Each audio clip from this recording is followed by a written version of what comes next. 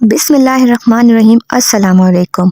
Hacks bye Tabia में आपको खुशामदीद कहते हैं और मैं लेकर रही हूँ आज आपके लिए बहुत ही मज़े की किचन हैक्स यानी कि किचन टिप्स, जिन टिप्स को इस्तेमाल करके हर मदर, हर औरत अपनी कुकिंग को, अपनी चीज़ों को ईज़ी और अपनी लाइफ स्टाइल को आसान बना सकती हैं।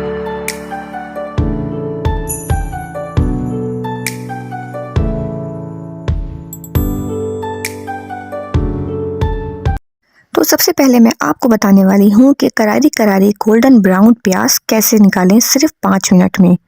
तो अगर आप कौरमे के लिए प्याज बनाते हैं तो उसमें 2 इलायचियाँ लाजमी डालें।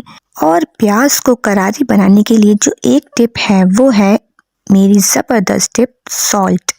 यानी कि अगर आपको अपनी प्याज बहुत ही करारी और जल्दी टूटने वाली, हाथों से टूटने वाली बनानी है तो आप इसमें थोड़ा सा पिंच ऑफ सॉल्ट ऐड करें और देखिएगा कि आपकी प्याज कितनी अच्छी ज़बरदस्त बनती है कि जिसको आप हाथों से चूरा कर लेंगे। तो आपने क्या करना है, अगर कौरमे की प्याज बनाएंगे तो लाजमी इलायचियाँ डालें। अगर कौरमे की प्याज नहीं बनानी, ऐसी प्याज फ्राई करके रखनी है तो आपने डायरेक्ट प्याज उसमें डाल के ऑयल अपने हिसाब से इतना डालें कि प्याज जो है पूरी ऑयल में डूब जाए। और थोड़ा सा नमक ज़रूर डालें जिससे आपकी प्याज बनेगी बहुत ही करारी। और प्याज को गोल्डन ब्राउन करने के लिए आपने बहुत हल्की आंच पे फ्राई नहीं करना है। प्याज को आपने मीडियम से थोड़ी सी हाई फ्लेम पे रखना है, क्योंकि अगर आप इसको बहुत हल्की आंच पे फ्राई करेंगे तो ये गल जाएगी, पक जाएगी, लेकिन आपकी ब्राउन नहीं होगी और ना ही वैसी करारी होगी जैसे आपको चाहिए। ये नरम हो जाएगी और गल जाएगी। तो प्याज को आपने कभी भी बहुत हल्की आंच पे फ्राई नहीं करना, मीडियम से थोड़ी हाई फ्लेम रखनी है, इतनी के भगोने से ऊपर भी ना निकले चारों तरफ से, बस उसके बीच बीच में रहे। इतनी आंच पे आपने प्याज को फ्राई करना है। और ये देखिए मेरी कितनी ज़बरदस्त सी ब्राउन ब्राउन गोल्डन सुनहरी सी प्याज तैयार हो गई है। अब इसको जैसे ही आपकी हल्की हल्की सी गोल्डन ब्राउन होने लगे आपने चूल्हा फ्लेम ऑफ कर देनी है, वरना ये पड़े पड़े और जलती जाएगी ऑयल में, गर्म ऑयल में ये और ज़्यादा ब्राउन होती जाएगी। तो अब इस प्याज को आपने निकाल लेना है। बहुत एहतियात से फ्लेम ऑफ करके आपने प्याज निकाल लें और इसको अच्छी तरह से प्लेट में या जहाँ भी आप रखें उसको फैला दें।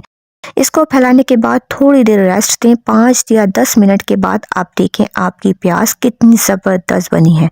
ये देखें, आप हाथ से देखें, इसको हाथ से भी आप इसको चूरा करना चाहें तो ये हाथ से भी आराम से पूरी चूरा हो सकती है। तो चलते हैं नेक्स्ट स्टेप की तरफ। अगर आपने चूड़ियाँ ली हैं और आपको ये डर है कि आपकी चूड़ियाँ पहनते पहनते ही टूट जाती हैं, कांच की चूड़ियाँ, तो आपके लिए मैं लाई हूँ बहुत ही अमेजिंग टिप। आपने क्या करना है, बस एक तवे पे अपनी चूड़ियों को रखना है। हाँ जी, आपने सही सुना, आपने अपनी चूड़ियों को तवे पे पकाना है। हल्की आंच पे, बिल्कुल हल्के तवे पे आपने चूड़ियों को रखे फैलाना है और उसको बहुत हल्की आंच पे हल्के हल्के से आगे पीछे करना है। इससे ये होगा कि आपकी जो चूड़ियाँ अगर वो कच्ची हैं, जो जल्दी टूट जाती हैं, तो ये इस तरह से पक जाएंगी और आपकी चूड़ियाँ बहुत अमेजिंग रहेंगी, ना टूटेंगी और ना ही चटकेंगी। और ये टिप बहुत यूज़फुल है, आप ट्राई करके देखें, इंशाल्लाह आप मुझे दुआएं देंगे। इस टिप से आप अपनी चूड़ियों को लॉन्ग लास्टिंग रख सकते हैं। आपकी चूड़ियाँ चलेंगी बहुत सालों अरसे तक।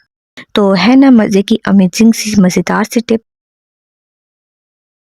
तो चलते हैं अपनी नेक्स्ट टिप की तरफ। दोस्तों, नेल कटर हर घर की यूज़ है और हर इंसान के लिए बहुत ज़रूरी है। नेल्स कट करना लाजमी हर किसी की ज़रूरत होती है। तो नेल कटर भी हर किसी के घर में ही होता है और बहुत दफ़ा ये होता है कि नेल कटर यूज़ करते करते इसकी जो ये धार होती है वो कम हो जाती है, जिसकी वजह से हमारे नेल्स नहीं कटते और ऐसा लगता है कि जैसे कैंची कपड़ा का चबाने लगती है। इसी तरह से ये जो नेल कटर होता है ये हमारे नाखूनों को चबाने लगता है और सही से कट नहीं करता, ये कट नहीं होते। तो इसकी धार समझ लें कि ये ख़त्म हो जाती है, जिसकी वजह से ये नेल्स कट नहीं करता। तो इसकी धार तेज़ करने के लिए आज मैं छोटी सी और अच्छी सी टिप आपके लिए लेकर आई हूँ।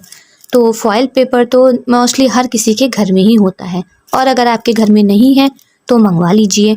और क्योंकि वैसे तो ये ज़्यादातर खानों में भी आ जाता है, बाहर से आप कुछ खाना वाना ऑर्डर करते हैं तो ये हमारे खानों में भी आ जाता है। तो इसको भी आप वेस्ट ना करें, फेंकें मत, इसको संभाल के रखें क्योंकि ये फॉयल पेपर बहुत काम की चीज़ होती है।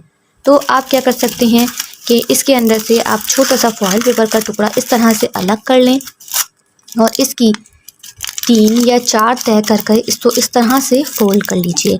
और फोल्ड करने के बाद आप कोशिश करें कि इसकी जो तय है वो मोटी रहे, 4 से 5 तय बने। ठीक है, इसको इस तरह से करके छोटा सा कर लें।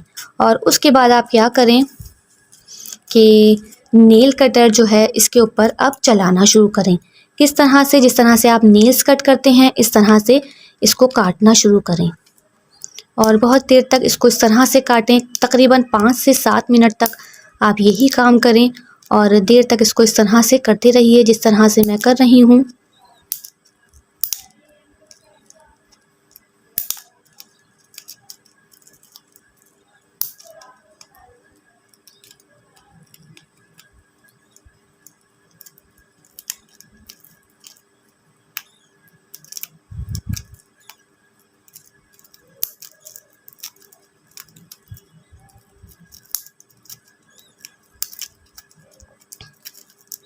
जी, तो इस तरह करते हुए आपको तकरीबन बस 5 से 7 मिनट हो जाएं, तो उसके बाद आप ये समझें कि आपकी जो है नेल कटर की धार जो है वो पूरी तरह से तेज़ हो चुकी है।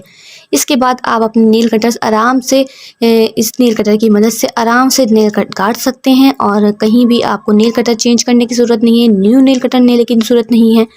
आपकी धार घर में ही आप बैठ के इस नेल कटर को सही कर सकते हैं। सिर्फ एक फॉयल पेपर की मदद से मैंने आपको जिस तरह से बताया आपने इस तरह से सिर्फ इससे फॉयल पेपर कट करना है और नेल कटर की धार को आप तेज़ कर सकते हैं और आराम से अपने नेल्स को काट सकते हैं। तो फॉयल पेपर की मदद से आप अपने नेल कटर को जिस तरह से सही कर सकते हैं मैंने आपको बताया, ज़रूर ट्राई करिएगा। अगर आपके नेल कटर की धार ख़त्म हो चुकी है तो इसको ज़रूर ट्राई करके देखिएगा। अगर आपकी ये धार ना लगे तो पैसे वापस। यकीनन ये टिप आपके बहुत काम आएगी और बहुत ही यूज़फुल रहेगी। तो न्यू नेल कटर कभी भी मत लीजिए। आपकी अगर धार ख़त्म हो गई है तो ये टिप ट्राई कीजिए।